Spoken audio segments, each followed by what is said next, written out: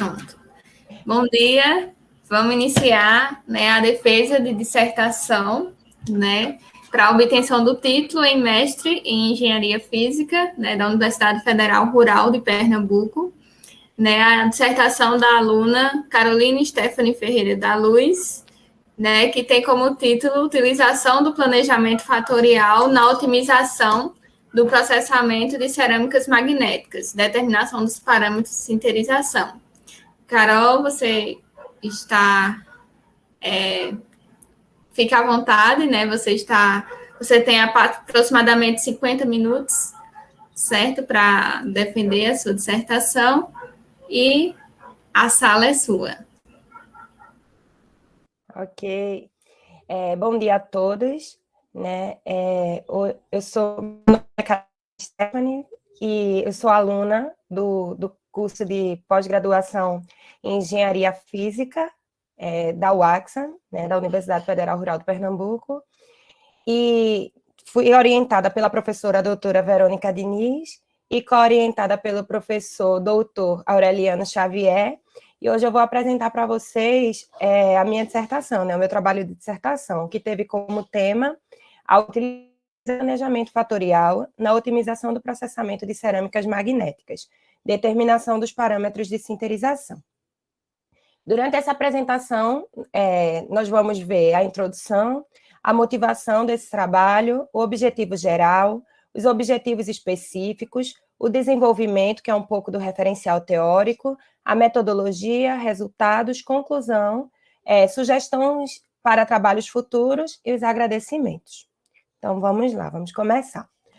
Em primeiro lugar, nós vamos falar um pouco, né, sobre, com o passar do tempo, na verdade, né, o homem, ele vem demonstrando cada vez mais a necessidade por materiais, né, por bens de consumo que atendam às suas necessidades, né, cada vez mais o homem vem desenvolvendo e buscando matéria-prima, né, e materiais acabados que atendam essas necessidades. E dentre os materiais que ele vem descobrindo estão as ferritas magnéticas. As ferritas magnéticas, nesse trabalho, o foco principal vai ser a ferrita de cobalto dopada com cobre, né? Nós vamos ver um pouco das aplicações, né, dessas ferritas, o porquê ter escolhido essa ferrita. Vamos ver mais à frente também o que é a ferrita magnética e vamos ver também a utilização de uma ferramenta estatística, que é a ferramenta de planejamento fatorial, para melhorar o entendimento dos resultados desse trabalho, né? Então, nós podemos ver nesse gráfico ao lado as diferentes áreas científicas no âmbito das nanopartículas magnéticas, né? Pode-se ver aí, né, onde são mais utilizadas essas nanopartículas atualmente, né? Podemos ver aí na área da química, da física e astronomia, da engenharia, engenharia química, medicina, na ciência ambiental, energia e ciência dos materiais. Né, a motivação desse trabalho. Né, em primeiro lugar, né, na verdade, eu coloquei em ordem, mas não que uma seja mais importante que a outra. Nessas 4 bloquinhos aí, essas 4 figuras são importantes por igual e foram a motivação principal desse meu trabalho. Primeiro, né, nós vamos falar um pouco sobre as propriedades. Né? Foi estudada a ferrita magnética, a ferrita de cobalto dopada com cobre, né? E por que foi estudado esse material? Né? Por que utilizar a ferramenta também do planejamento fatorial para a determinação dos parâmetros de sinterização? Em primeiro lugar, né, as propriedades que esse material oferece, né, o custo de obtenção desse material, que é baixo, e isso quando comparado a outros materiais, né, que já são disponíveis no mercado, e a aplicação desses materiais, né? As ferritas magnéticas, elas possuem um vasto campo de aplicação, né? E a utilização do planejamento fatorial é porque, através dele, nós podemos obter um menor número de experimentos e uma facilidade maior na interpretação dos resultados, né? Que isso está diretamente ligado ao custo, né? Seja no âmbito industrial ou no âmbito acadêmico, né? Quanto menor tempo, né? Quanto menor experimentos feitos, menor o custo envolvido nesse material, né? na obtenção desse material. Então, o objetivo geral desse trabalho foi avaliar as características microestruturais e magnéticas da ferrita de cobalto dopada com cobre, sinterizadas em forno convencional, através da ferramenta do planejamento fatorial clássico de 2 níveis, acrescido dos pontos centrais das condições de sinterização. E os objetivos específicos foram analisar o efeito da variação da temperatura, nessa temperatura que foi de 900 graus Celsius, 1.150 graus Celsius e 1.400 graus Celsius, do tempo de exposição, que foi de 1 a 2 e 3 horas, e da taxa de aquecimento, que foi de 5, 10 e 15 graus Celsius por minuto, durante a sinterização das ferritas, e a correlação que esses parâmetros, né, eles tiveram entre si. Analisar também as características estruturais, físicas e magnéticas dessas ferritas e utilizar a ferramenta de planejamento fatorial de 2 níveis para definir qual condição de sinterização é mais favorável para a obtenção de uma maior magnetização de saturação. Bem, vamos falar um pouco sobre o referencial teórico, né? Vamos falar um pouco sobre os materiais cerâmicos. O que são ferritas magnéticas? Né? Ferritas magnéticas são materiais cerâmicos que possuem excelentes propriedades magnéticas, né? Excelentes propriedades mecânicas também. Elas possuem um baixo custo de obtenção e um largo campo de aplicação, como foi dito anteriormente. Essas ferritas magnéticas, elas são classificadas de acordo com a sua estrutura cristalina, que pode ser do tipo granada, do tipo hexagonal e do tipo espinélio. Aqui, o foco maior da ferrita de cobalto dopada com cobre, ela é do tipo espinélio.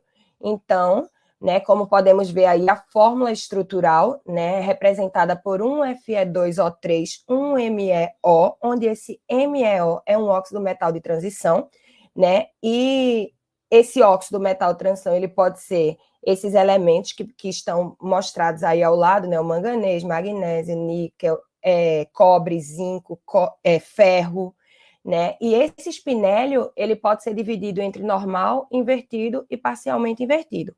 No caso da ferrita de cobalto dopada com cobre, ela é do tipo espinélio e dentro dessa classificação do tipo espinélio, ela é classificada ainda como parcialmente invertida. O espinélio, ele é um óxido ternário de fórmula AB2O4, onde A representa um cátion metálico divalente, que normalmente ocupa um sítio tetraédrico, e esse sítio tetraédrico nós podemos ver nessa representação, né, da estrutura do espinélio aí ao lado da ferrita, que é representado pelas bolinhas verdes, né, como podemos ver na imagem. E o B representa um cátion metálico trivalente, que normalmente ocupa um sítio octaédrico de um cristal de estrutura cúbica, né, que nesse caso é representado pelas bolinhas rosas. Essa figura foi colocada com o objetivo de facilitar, né, o entendimento da estrutura cúbica da ferrita do tipo espinélio, né, porque ela é um pouco difícil de ser representada, então ela foi representada aí de forma colorida para que facilitasse esse entendimento. Então, vamos para as aplicações. As ferritas de cobalto, né, dopadas com cobre, como eu falei anteriormente, que foi uma das motivações desse meu trabalho, ela possui um vasto campo de aplicação.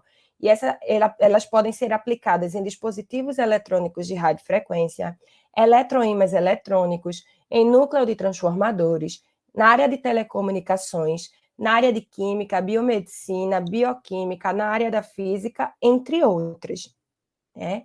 Então, vamos falar um pouco sobre a ferrita de cobalto, né? O porquê foi escolhida a ferrita de cobalto, né? A ferrita de cobalto, ela apresenta uma ótima estabilidade química, né? Favoráveis propriedades magnéticas, a magnetorresistência, magneto-ótica, uma alta coercividade, uma estrutura do tipo espinélio, é um material magneticamente duro, né? Ele possui uma resistência ali de magnetização e desmagnetização, uma boa resistência mecânica e um baixo custo de obtenção. Então, vamos falar um pouco da importância da dopagem dessa ferrita de cobalto com cobre, né? O porquê dopar a ferrita de cobalto com cobre. Né? Em primeiro lugar, as aplicações, né? A partir do momento que esse material ele foi dopado com cobre, a ferrita de cobalto foi dopada com cobre, ela apresentou outras propriedades, né, que a ferrita de cobalto não apresentou, né? Então, o campo de aplicação, né, as aplicações, esse campo foi aberto um leque, no caso, das aplicações, né?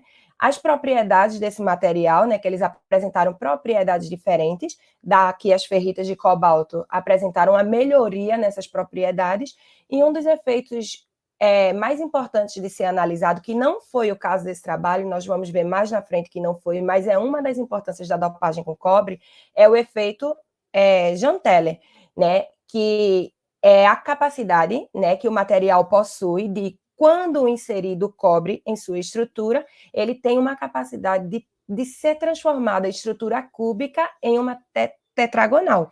Né? Então, durante essa transformação, né, como as propriedades, as características dos materiais, elas estão diretamente ligadas à sua estrutura, né, cristalina, quando acontece dela passar de cúbica para tetragonal, né, as propriedades desse material, né, elas mudam, né, na verdade.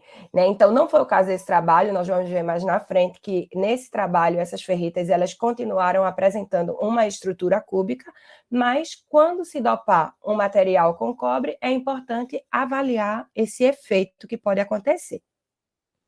Então, a síntese por reação de combustão. Para a obtenção da ferrita, né, foi escolhido a síntese por reação de combustão, né, devido à sua vantagem econômica, o controle na homogeneidade química, a facilidade de aplicação. Ela pode ser realizada em bateladas, né, de forma rápida e simples, e é um processo rápido. Né, como pode ser visto na figura ao lado, né, foi necessário apenas uma resistência e um becker, onde foi misturado os óxidos utilizados e o combustível, né, e na UAXA mesmo nós conseguimos fazer essa síntese por reação de combustão. Então, devido a isso, foi escolhido esse método de síntese diante de tantos outros métodos que existem, né, para a obtenção desse material. Né, uma das características importantes é que não se precisa de tantos aparatos de laboratório, né, para se obter a ferrita por síntese de reação de combustão. Então, vamos falar um pouco sobre sinterização. Né? A sinterização é um processo termicamente ativado, né, onde o material ele é exposto a altas temperaturas, onde essa temperatura seja menor do que a temperatura de fusão do material, e é durante o processo de sinterização onde esse material vai adquirir resistência e vai adquirir alguma das propriedades que são exigidas, né, que são requeridas desse material. Então, para entendermos mais, basicamente o processo de sinterização, podemos ver aqui nessas imagens, né, o esquema básico desse processo, onde na imagem à esquerda, né, a imagem ao lado, nós podemos ver o processo inicial, né, onde as partículas elas são colocadas em contato, né, e durante o processo de sinterização, né, pode-se ver nessas imagens ao lado, onde vai ocorrendo a formação do pescoço, a densificação desse material, né, a união das partículas e, em seguida, a eliminação dos poros, né, que ficam nessas partículas. Então, para que se aconteça o processo de sinterização, é necessária uma força motriz, né, e essa força motriz, ela pode ser de três formas, né? A força motriz pode ser a pressão aplicada nessas partículas, pode ser uma reação química, e na ausência da pressão aplicada e da reação química, a própria curvatura das partículas, ela é considerada uma força motriz para se dar início ao processo de sinterização. Então, a energia livre do sistema, a pressão aplicada e a reação química, e embaixo nós podemos ver o sólido denso, né? Após o processo da sinterização. Então, aqui, essas imagens, elas mostram, né, a imagem A, nós podemos ver a fase inicial do processo de sinterização, onde as partículas foram colocadas ali em contato. Na imagem B, nós podemos ver a fase final da fase inicial, né, onde essas partículas elas começam a perder ali a sua curvatura, e onde ocorre a formação do pescoço. Na imagem C, é a fase intermediária, né, onde começa a ocorrer o processo de densificação, E no estágio final, né, representado aí na imagem D, nós podemos ver as partículas densificadas e é onde ocorre a eliminação da porosidade. Vamos falar um pouco agora sobre o planejamento fatorial. Planejamento fatorial é uma ferramenta estatística, né, muito valiosa, né, para a definição dos parâmetros experimentais, né? É comum se utilizar ferramentas estatísticas quando se tem um grande número de experimentos, né? E também é comum utilizar essa ferramenta no final do experimento, né, para se interpretar os resultados. Mas nós vamos ver aqui com essa dissertação, nós vamos ver mais à frente que o planejamento fatorial ele foi importante não apenas no final para a interpretação dos resultados, mas desde o início, na definição dos parâmetros de sinterização, foi utilizado o planejamento, a ferramenta estatística, né? E foi escolhida essa ferramenta de planejamento fatorial de 2 níveis, devido à sua simplicidade, a possibilidade de fácil interpretação dos resultados e porque essa ferramenta, ela determinou também, né, quais os fatores elas tiveram um efeito mais relevante na resposta, que nesse caso, foi a magnetização de saturação, certo? Então, nada mais né, a utilização desse planejamento do que pegar os fatores que foram utilizados, né, colocar todos em um sistema, né, um software desse planejamento, essa ferramenta estatística, e ele trouxe para nós, na verdade, né, as respostas que foram interpretadas no final, que nós vamos ver lá nos resultados. Nessa ferramenta de planejamento fatorial, ela facilitou muito a interpretação dos resultados. A metodologia, né, os materiais utilizados para a sintetização da ferrita foram os reagentes de nitrato de ferro, nitrato de cobre e nitrato de cobalto, né? E o combustível utilizado foi a ureia. O método utilizado, como foi dito anteriormente, foi a reação, a síntese por reação de combustão, né? Podemos ver nessas imagens o processo, as etapas da reação de combustão, desde a mistura dos óxidos e do combustível até a chama final, né, da reação. Embaixo podemos ver a obtenção do pó, né, da ferrita, que passou por um homofariz, em seguida passou pelo processo de peneiramento, onde em seguida esse pó de ferrita obtido, ele foi compactado em pastilhas, né, conforme a imagem ao lado, né, a compactação, e daí essas pastilhas elas foram levadas para as caracterizações, certo? Então, aqui nós podemos ver, né, na metodologia ainda do planejamento, né, os níveis reais e codificado dos fatores em estudo. Nesse caso, os fatores, a temperatura, a taxa de aquecimento e o tempo, né, onde os níveis -1 foi a menor temperatura utilizada, o 0 foi o ponto central, né, da matriz de planejamento, e o +1 foi o fator, o maior nível, na verdade, né? A maior temperatura, a maior taxa e o maior tempo utilizado. Então, como podemos ver, a temperatura utilizada foi de 900, 1150 e 1400 graus Celsius, a taxa de aquecimento de 5, 10 e 15 graus Celsius por minuto, e o tempo de 1 a 2 e 3 horas.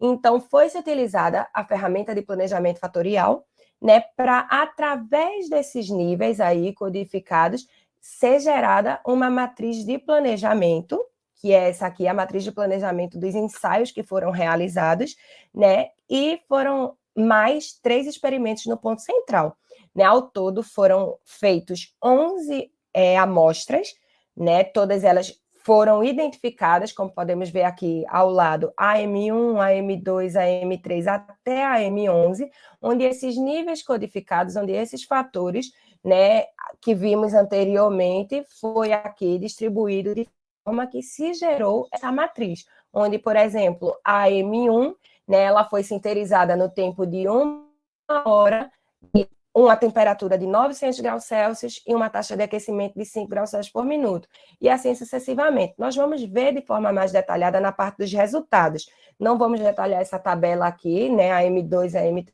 a M4, mas nos resultados, toda vez que a gente falar sobre a M1, eu vou especificar, né, os níveis que foram utilizados, né, os fatores em qual nível foi utilizado. Certo? Então, aqui é um fluxograma só para mostrar o processo, né, para resumir o processo de obtenção dessa ferrita do começo ao fim, até a análise do resultado com a ferramenta de planejamento fatorial, de 2 níveis. Então, como podemos ver aqui na imagem, né, os reagentes utilizados, né, os óxidos utilizados e o combustível, né, que foram todos pesados numa balança semi-analítica. Esses reagentes foram misturados em um becker, que foi elevado a uma temperatura, né, na reação de combustão, a obtenção do pó da ferrita, que passou por um almofariz, que passou pelo processo de peneiramento, né, como podemos ver aqui ao lado, né, o pó da ferrita, que foi obtido após o peneiramento dessa ferrita, a pastilha compactada, né, essa compactação, ela foi feita em uma prensa, né, unidirecional, né, 2 toneladas foi utilizado, e o tempo de compactação foi em torno de 2 minutos, né, logo após passou-se pelo processo de sinterização, em seguida, as caracterizações por medidas de densidade, DRX, MEV e medidas magnéticas, e em seguida, a análise dos resultados através do planejamento fatorial. É importante salientar aqui, é importante lembrar que esse planejamento fatorial, ele está sendo o último tópico aí do fluxograma, porém, antes da sinterização, também foi utilizada a ferramenta do planejamento fatorial para a determinação dos parâmetros de sinterização. Então, agora nós vamos ver os resultados. Né? Os resultados, essa parte de DRX, de MEV, de medidas magnéticas e medidas de densidade, ficaram um pouco complexas devido à quantidade, né, de amostras que nós temos. Né? Nós vamos ver isoladamente, né, DRX, MEV, medidas de densidade e medidas magnéticas, mas vocês vão poder ver que ficou um pouco confuso. E no final, nós vamos ver esses mesmos resultados, né, de uma forma mais clara, né, através da tabela da análise e variância e das superfícies de respostas, né, que foram geradas através desses resultados pelo software do planejamento fatorial, né, e nós vamos ver como facilitou o entendimento dos resultados. E nós vamos ver também qual foi o parâmetro de sinterização que mais influenciou na obtenção de uma alta magnetização de saturação, né, que é o foco desse trabalho. Então, vamos lá. Aqui, como vocês podem ver, nos resultados de DRX, tem a AM0. Eu não falei anteriormente dela, né? Mas a AM0 é a amostra que não passou pelo processo de sinterização. Né? Então, podemos ver aqui os resultados, né, os difratogramas de raio-x, né, todos os picos bem definidos, identificados pela ficha catalográfica JCPDF 650376, né, para todas essas amostras. E nós vamos agora analisar, né, para cada amostra os resultados, fazendo comparativo, né, entre as amostras do tamanho de cristalito e a cristalinidade desses materiais. Por que nós vamos ver isso? Porque esses valores de tamanho de cristalito, de cristalinidade, elas influenciam diretamente, né, na estrutura, elas estão ligadas na estrutura cristalina do material, que influencia diretamente na magnetização de saturação desse material. Então, a M0 é a amostra, né, que não passou pelo processo de sinterização, a amostra verde, né, como também pode ser chamada, ela apresentou o menor tamanho de cristalito e a menor cristalinidade, como pode ser visto na tabela ao lado. Né? Isso já vamos vendo, através desse primeiro resultado, a importância da sinterização na obtenção de um alto tamanho de cristalito e uma elevada cristalinidade do material. Certo? Então, as amostras AM9, AM10 e AM11 são as amostras sinterizadas no ponto central da matriz de planejamento, né? Sinterizada a 1.150 graus Celsius, a 10 graus Celsius por minuto, a um tempo de 2 horas. Né? Então, essas amostras, elas apresentaram valores de cristalinidade e tamanho de cristalito semelhantes. né, não foram iguais, apesar de terem sido sinterizadas nos mesmos parâmetros, essa diferença pode ser justificada pelo processamento desse material, né? Apesar de tudo isso, né, de não apresentarem um valor igual, né, mas foi um valor ali aproximado, foram os maiores valores do tamanho de cristalito e de cristalinidade, né? Então, vamos fazer agora comparativos entre as demais amostras. A AM1 e a AM5, que foram sinterizadas a 900 graus Celsius, em 1 hora, né, fixando o tempo aí em 1 hora, elas não apresentaram uma diferença significativa, né? Pode-se ver que o tamanho de cristalito e a cristalinidade desses materiais, desse material nessas condições de sinterização, elas não apresentaram uma variação muito grande, né? Mostrando assim que as amostras sinterizadas a 900 graus Celsius por minuto e a 1 hora, independente da taxa de aquecimento utilizada, não apresentou uma variação muito grande. Então, agora fazendo um comparativo entre a AM2 e a AM6, que foram sinterizadas também a 900 graus Celsius, porém agora fixando o tempo em 3 horas e variando a taxa de aquecimento entre 5 e 15 graus Celsius por minuto, pode-se observar um comportamento diretamente proporcional entre a taxa de aquecimento e o tamanho de cristalito e da cristalinidade. Ou seja, a amostra AM6, que foi sinterizada a 15 graus Celsius por minuto, ou seja, a maior taxa de aquecimento, ela apresentou um maior tamanho de cristalito e uma maior cristalinidade do que a amostra sinterizada na menor taxa de aquecimento, né? Agora, fazendo um comparativo entre a amostra AM4 e AM8, pode-se observar essas ambas sinterizadas a 1.400 graus Celsius, agora fixando o tempo em 3 horas, e também fazendo um comparativo em relação à taxa de aquecimento, pode-se observar também um comportamento diretamente proporcional entre a taxa de aquecimento e tamanho de cristalito e cristalinidade. Como pode-se observar, a AM8, sinterizada na maior taxa, apresentou um maior tamanho de cristalito e uma maior cristalinidade. Fazendo um comparativo agora entre as amostras AM3 e AM7, também sinterizadas a 1.400 graus Celsius, porém, agora fixando o tempo em 1 hora, né, e variando ali a taxa de aquecimento, pode-se observar uma relação inversamente proporcional, né, entre a taxa de aquecimento e o tamanho de cristalito e a cristalinidade. E finalizamos essa parte de DRX, né? Agora nós vamos ver os resultados da microscopia eletrônica de varredura, né? Podemos observar que a amostra que não passou pelo processo de sinterização, ela apresentou uma microestrutura com aglomerados e a presença de poro ela foi bem mais evidenciada na M0 do que nas demais amostras, né? Agora, fazendo um comparativo entre as amostras sinterizadas a 900 graus Celsius, que foi a M1, a M2, a M5 e a M6, podemos ver através da microscopia eletrônica de varredura, né, do MEV, que essas amostras elas apresentaram uma presença de poro mais evidenciada do que as amostras sinterizadas a 1.400 graus Celsius, que foram o caso agora da M3, a M4, a M7 e a M8, todas sinterizadas a 1.400 graus Celsius, né? A microestrutura, ela se apresentou mais densa, com a menor porosidade, né? E os maiores tamanhos de grão, quando comparadas a amostras sinterizadas na menor temperatura. Isso nós vamos ver mais na frente, mas já vamos destacando aqui a importância do fator temperatura na obtenção de uma microestrutura mais densa do material, né? Que a densidade está diretamente relacionada à magnetização de saturação desse material.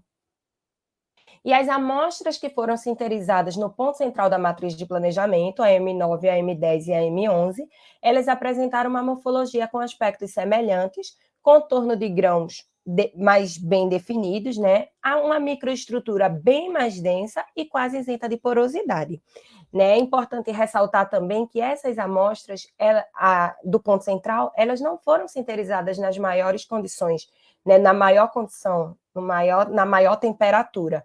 Ela está ali no ponto central, mas elas apresentaram, né, nesses parâmetros do ponto central, elas apresentaram uma morfologia né, densa, né? Isso vamos ver mais na frente, que também influenciou diretamente na obtenção de uma elevada magnetização de saturação, provando assim que o ponto central da matriz de planejamento foi capaz, né, de proporcionar uma microestrutura densa para esses materiais, mais densas do que nas demais temperaturas.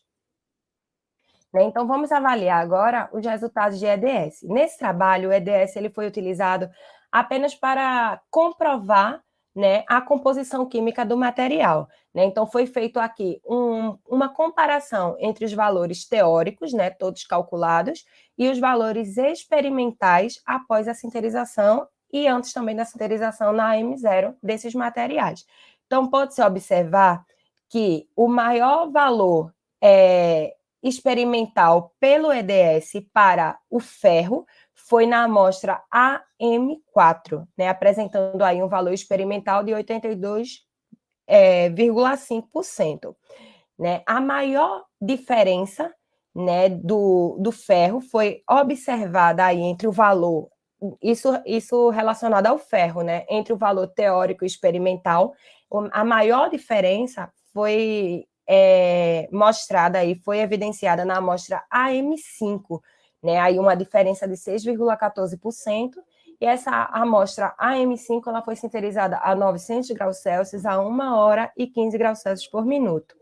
Né? Já em relação ao cobalto, né, a maior diferença aí, o maior valor, né, da diferença foi a amostra AM8, né, que apresentou uma diferença de 3,73%, né, quando relacionado o valor teórico e o valor experimental, né, dessas amostras, e essa amostra AM8 ela foi sinterizada a 1.400 graus Celsius a 3 horas e 15 graus Celsius por minuto. E a maior diferença, né, entre o valor teórico e experimental, agora em relação ao cobre, né, foi de 4,13%, e também para a amostra M5, sinterizada a 900 graus Celsius, 1 hora e 15 graus Celsius por minuto. Então, agora nós vamos ver um pouco sobre as medidas físicas. Né? Podemos ver aqui, né, que as amostras que não passaram todas antes da sinterização, na verdade, as amostras A verde, apresentaram uma variação insignificante nos valores de densidade. Né? Podemos ver aqui a densidade A verde, os valores eles foram insignificantes, né? A diferença foi pouca, né? Porque todas elas foi antes da sinterização. Já comparando agora, analisando os valores da densidade geométrica, pode-se observar que os maiores valores de densidade geométrica, né, e foram obtidas nas amostras sinterizadas no ponto central da matriz de planejamento, e esse comportamento ele está de acordo com os aspectos morfológicos obtidos lá no MEV. Né, aquelas amostras que nós vimos ali no MEV, sinterizadas no ponto central da matriz de planejamento, elas apresentaram uma estrutura mais densa do que as demais amostras, e esse resultado ele foi confirmado, né, nas medidas físicas, onde essas amostras apresentaram maior valor de densidade geométrica. Agora, fixando o tempo em 1 hora a 900 graus Celsius, comparando a AM1 e a AM5, né, podemos observar que essas amostras apresentaram o mesmo valor de densidade geométrica e de densidade relativa. E esse comportamento ele foi semelhante ao comportamento do DRX, onde a M5 e a M1 apresentaram um resultado, né, um valor de tamanho de cristalito e de cristalinidade bem próximo ali. É considerado insignificante a variação, né, a diferença entre eles. Então, agora, fixando o tempo em 1 hora, né, a 1.400 graus Celsius, podemos fazer um comparativo entre a amostra AM3 e a AM7, né, onde elas apresentaram um valor inversamente proporcional entre a taxa de aquecimento e a densidade geométrica, e esse resultado também foi semelhante ao DRX. Né? Podemos observar aqui que a gente está sempre fazendo um comparativo, né, entre as demais todas as caracterizações, né? A medida física ela está diretamente relacionada, os resultados, né, estão diretamente relacionados ao DRX, ao MEV, e mais na frente nós vamos ver na superfície de resposta, né, e com a obtenção da nova, né, da análise de variância, da tabela de análise de variância, que todos esses resultados eles estão interligados, né? Então, vai ficar mais fácil a interpretação desses resultados, né? Podemos observar aqui também que, fixando agora o tempo em 3 horas, né, em uma temperatura de 1.400 graus Celsius, né, a AM4 e a AM8, né, essas amostras elas apresentaram um comportamento diretamente proporcional entre a taxa de aquecimento e a densidade geométrica. Nesse caso, a M8 ela apresentou uma maior densidade geométrica e, consequentemente, uma maior densidade relativa, e ela foi sinterizada na maior taxa de aquecimento. Então, para todas as amostras, né, podemos observar que os valores de densidade aparente eles foram maiores que os valores de densidade geométrica. Isso porque, para o cálculo da densidade aparente, é utilizado, né, o princípio de Arquimedes, né, um princípio onde a fórmula utilizada, né, utilizamos a massa, né, o peso ali da amostra úmida, da amostra seca e da amostra submersa, né, em água. Então, ela nos traz, né, a análise da densidade aparente, um resultado mais preciso. Então, podemos ver que a densidade aparente para todas as amostras foi maior que a densidade geométrica, e também a porosidade aparente, que também, para ser calculado, é utilizado o princípio de Arquimedes, né? Podemos ver que a amostra AM4, sinterizada a 1.400 graus Celsius, 3 horas e 5 graus Celsius por minuto, né, ela apresentou o menor valor de porosidade aparente, seguida das amostras sinterizadas no ponto central da matriz de planejamento, né? Então, nós já podemos aí também correlacionar esse menor valor de porosidade das amostras sinterizadas no ponto central da matriz de planejamento, que está diretamente ligado, né, ao maior valor da densidade dessas amostras, né, sinterizadas nesses parâmetros. Então, agora vamos analisar os resultados das medidas magnéticas, né? Podemos ver aqui as curvas de esterese, né, para todas as amostras da AM0, né, que é a amostra verde, a AM11, né? Podemos ver que as curvas, elas, em sua maioria, se apresentaram estreita, né? Isso é característica de um material magneticamente mole, né? Ou seja, um material que ele não possui, não tem resistência de magnetização e desmagnetização. Apesar de a ferrita de cobalto ser um material considerado magneticamente duro, após a dopagem com cobre, né, pode-se observar que esses materiais eles apresentaram essas curvas de esterese estreita, ou seja, a dopagem com cobre ela proporcionou a esse material, né, essa característica de um material magneticamente mole. Então, agora nós vamos analisar essa tabela, né, onde ela nos mostra esses valores das medidas magnéticas. Vamos sempre fazer um comparativo também entre os resultados obtidos, né? Então, as amostras sinterizadas no ponto central da matriz de planejamento, elas apresentaram um elevado valor de magnetização de saturação, né? E, inclusive, até maior do que as demais amostras, né? Foi o maior valor, né, analisado, na verdade, a M7, né, que nós vamos falar um pouco sobre ela mais na frente, ela apresentou um valor ali até alto também, na verdade, né, aproximado ali a esses valores do ponto central da matriz de planejamento, sendo que a amostra AM11, ela apresentou o maior valor, né, e essa diferença, né, essa diferença no valor da magnetização de saturação nessas amostras que foram sinterizadas nos mesmos parâmetros pode ser justificado também pelo processamento dessas amostras. Então, a M7, podemos ver que ela apresentou um alto valor de magnetização de saturação, né? E essa amostra, ela foi sinterizada na maior temperatura, no menor tempo e na maior taxa de aquecimento. Então, mais na frente, nós vamos falar um pouco mais sobre esse resultado obtido de magnetização de saturação para essa amostra. Então, agora, fazendo um comparativo, fixando o tempo em 3 horas, né, uma temperatura de 1.400 graus Celsius e diferentes taxas de aquecimento, podemos observar aí um valor de magnetização de saturação inversamente proporcional né? Levando em consideração, sempre nós estamos levando em consideração aqui, para análise desse resultado, a taxa de aquecimento.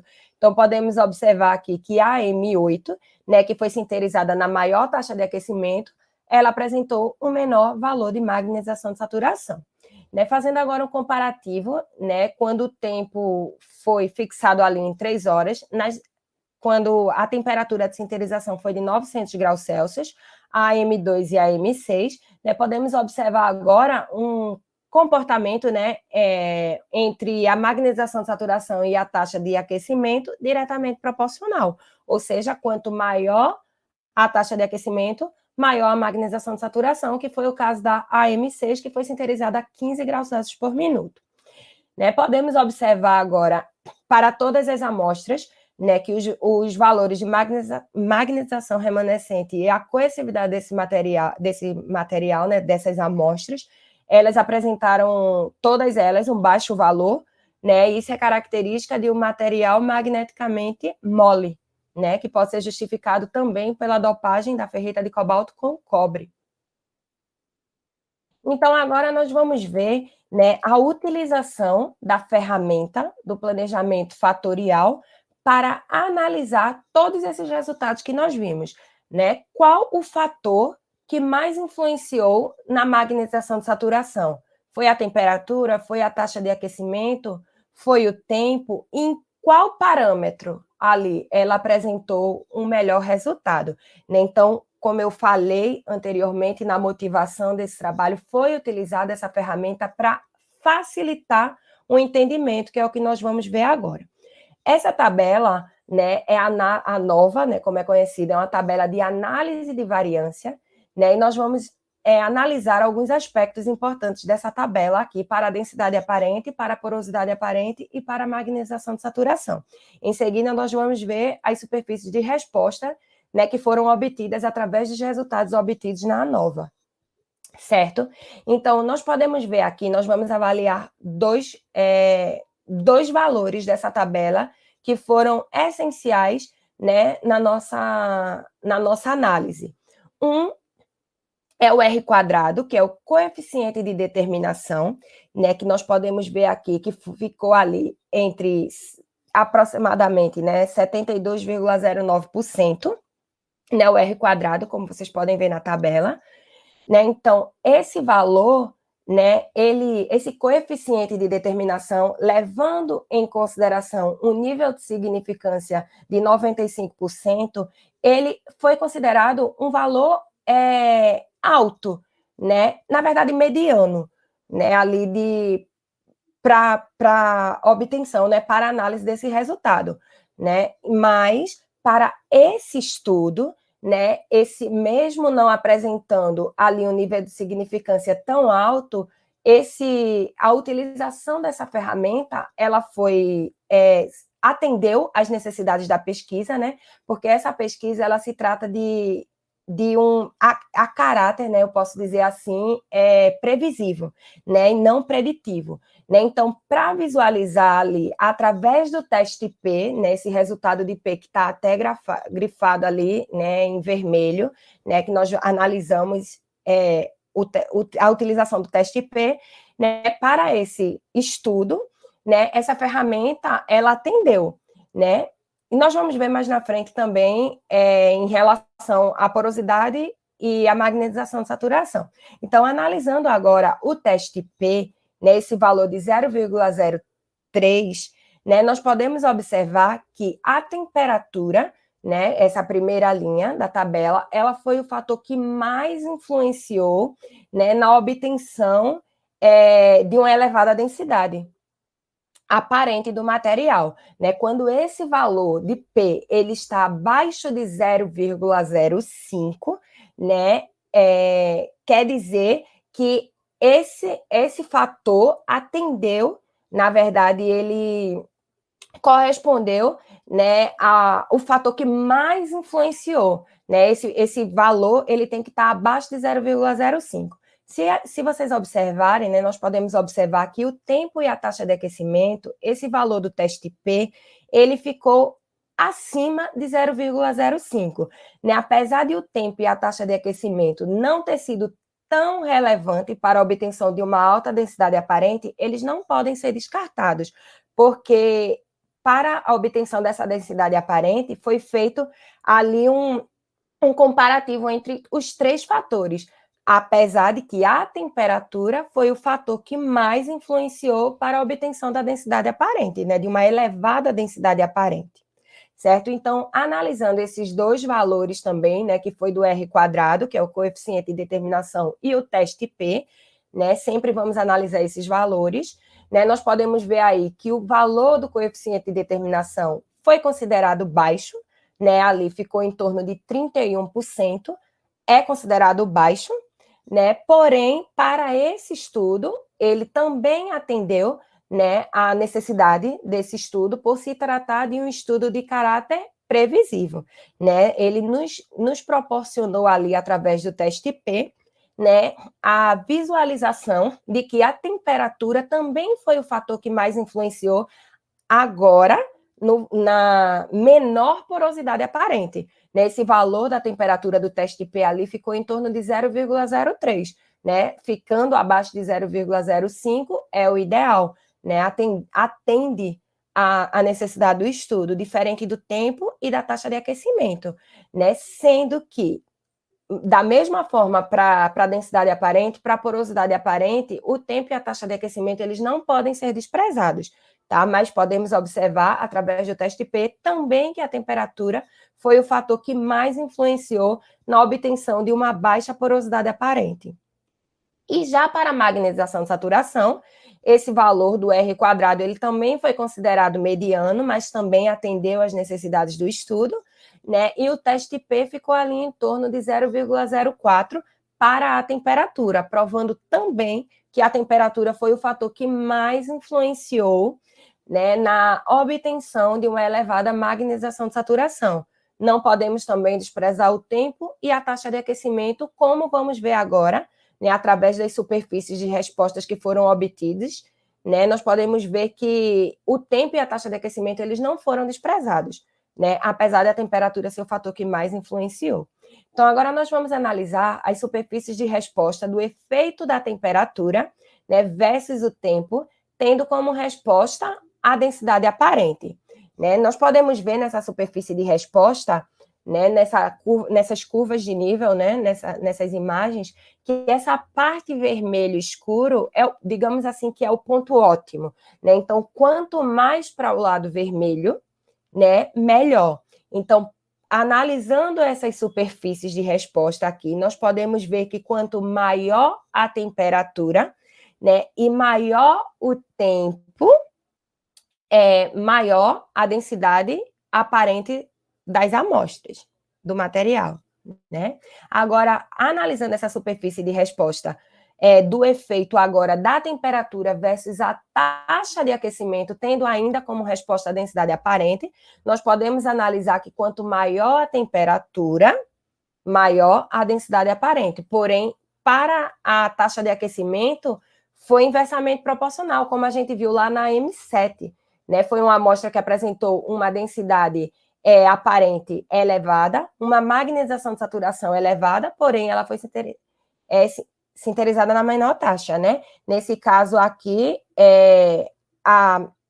quanto maior a temperatura e menor a taxa de aquecimento, maior a densidade aparente, certo? Agora vamos analisar a superfície de resposta do efeito da temperatura versus o tempo, tendo como resposta agora a porosidade aparente, né? Podemos analisar aqui, né, que quanto menor a temperatura, maior a porosidade do material, né? A parte vermelha aqui, como nós podemos ver, o tempo ele foi relevante, né? Quanto menor essa temperatura, independente do tempo utilizado, que foi de 1 a 2 e 3 horas, a porosidade do material ela foi maior, né? E a mesma coisa aconteceu para a taxa de aquecimento, né? Quanto menor a temperatura, maior a porosidade do material, independente da taxa de aquecimento utilizada, sendo de 5, 10 ou 15 graus Celsius por minuto.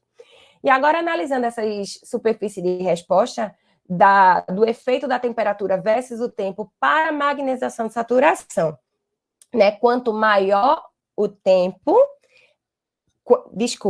quanto maior a temperatura e menor o tempo, maior a magnetização de saturação do material. E analisando agora a superfície de resposta do efeito da temperatura versus a taxa de aquecimento, nós temos que quanto maior a temperatura e maior a taxa de aquecimento, maior a magnetização de saturação do material. Eu não falei anteriormente, eu peço perdão, mas nós podemos ver aqui, né, essa fórmula matemática, né, que foi através dela, né, que foram obtidas, na verdade, as superfícies de resposta através desse modelo matemático, né? Cada superfície de resposta possui o seu próprio modelo matemático. Então, conclui-se com esse trabalho que todas as amostras, independente do parâmetro de sinterização utilizado, comprovaram, né, a formação da fase da ferrita de cobalto dopada com cobre, né? Podemos analisar também, concluir que as 3 amostras que foram sinterizadas no ponto central da matriz de planejamento apresentaram valores de tamanho de cristalito e de cristalinidade semelhante, que o efeito da temperatura foi preponderante para o aumento da cristalinidade e do tamanho de cristalito do material. Né? Pode-se concluir também que todas as amostras, independentes do parâmetro de sinterização utilizado, né, apresentaram uma microestrutura homogênea, com grãos em sua maioria de formato arredondado e a presença de poros intergranulares. Né? Podemos concluir também que os fatores tempo e taxa de aquecimento não apresentaram influência significativa para a obtenção de um alto valor de densidade aparente e um baixo valor de porosidade aparente, porém não puderam ser descartados, levando em consideração todo o estudo, né? E pode-se concluir também que todas as amostras, elas apresentaram curvas de esterese estreita, sendo este um comportamento característico de um material magneticamente mole, né? Podemos observar também, concluir que o planejamento fatorial de 2 níveis, né, da matriz de planejamento, a metodologia de superfície de resposta facilitou a análise e tornou a pesquisa mais objetiva, reduzindo o custo e proporcionando resultados mais precisos sobre os fatores que foram preponderantes para a obtenção de uma alta magnetização de saturação, né? A NOVA apresentou a análise de variância, né, apresentou um coeficiente de determinação mediano para a magnetização de saturação, porém, como eu falei anteriormente, né, o modelo estatístico, ele atendeu à necessidade do estudo por se tratar-se de um modelo de previsão, né, onde foi possível analisar que o fator temperatura foi o fator que mais influenciou na magnetização de saturação, e os resultados, eles apresentaram o maior valor de magnetização de saturação e de densidade aparente quando a amostra foi sinterizada no ponto central da matriz de planejamento, né, afirmando assim que os parâmetros do ponto central da matriz de planejamento apresentaram condições favoráveis para a obtenção de uma maior magnetização de saturação. Né? Então, eu deixo como sugestão para trabalhos futuros, né, sintetizar e caracterizar a ferrita de cobalto dopada com cobre, utilizando o planejamento fatorial de 2 níveis, né? Só que nesse caso, fazendo uma triplicata e a extrapolação para a mesma matriz de planejamento, né? Para a obtenção de um maior coeficiente de determinação, né? Nesse caso não foi feito, né? Não se teve tempo, né, de fazer essa triplicata e essa extrapolação, mas pode ser, né, que fazendo a extrapolação e a triplicata, esse coeficiente de determinação ele possa ser maior, né? E aí a pesquisa, né, a análise do planejamento fatorial, né, através ali da análise de variância, vai apresentar um coeficiente de determinação maior e um nível de significância maior também. Né? Uma outra sugestão é sintetizar e analisar o comportamento da ferrita de cobalto dopada com outro elemento, né? Nesse caso foi utilizado o cobre, né? Mas pode ser dopado com outro elemento e analisar o comportamento dessa ferrita, né? E eu quero agradecer, né, primeiramente a Deus por ter chegado até aqui, né? Mesmo em meio a essa pandemia, né, que estamos passando, mesmo em meio a esse processo difícil, né? A pesquisa ela foi concluída, né? Quero agradecer ao FRPE, né? Em especial ao AXA e ao programa, né, de Engenharia Física, de pós-graduação em Engenharia Física, agradecer ao UFCG, né, e a Universidade Federal de Pernambuco pelo apoio, né, onde algumas caracterizações foram realizadas nos laboratórios dessas universidades. A CAPES, queria agradecer também por todo o incentivo, né, agradecer à professora, a orientadora Verônica, ao meu co-orientador, né, o professor Aureliano. Quero agradecer também à banca, né, que se disponibilizou em estar aqui, avaliando, né, o meu trabalho, e agradecer a todos que se disponibilizaram também em vir assistir à minha defesa. Deixo aqui os meus agradecimentos. Obrigada. Obrigada, Carol. Né, vou passar, né, a palavra agora à banca, né, para fazer as suas considerações. Parabéns, desde já, pelo seu trabalho, um ótimo trabalho, uma ótima apresentação também, né, e vamos lá, né, vamos para a segunda etapa agora dessa defesa. Vou parar aqui a gravação.